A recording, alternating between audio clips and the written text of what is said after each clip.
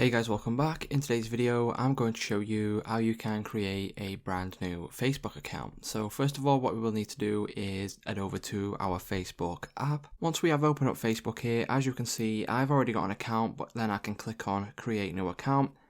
Once you do this, you can click on get started.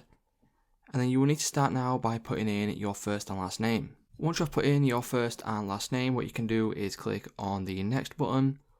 And then once you click on next, you will need to enter in your date of birth. So once we have entered in our date of birth, just click on set and then we can click on the next button. And then once we do this, you can choose your gender. So we've got female, male or custom. So for me, I will choose male and then click on the next button. So from here, what we can do is we can click on allow or deny. For me, I will just click on deny right here. And now you'll need to choose whether you sign up with a mobile phone number or your email address. So for me, I will be choosing sign up with email address.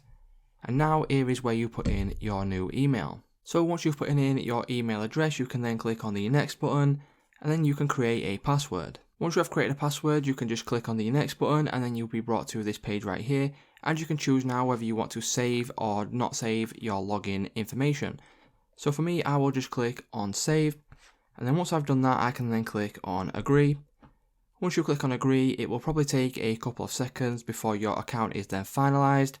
But once this process has done right here, your account should be created. So one last step you will need to do is enter in a confirmation code that will be sent over to your Gmail account in order just to verify your new Facebook. Once you have entered it in here, you can now simply click on next. And then once you click on next, as you can see, your account will then be created. And from here, you can then go through and add a profile picture and stuff like that.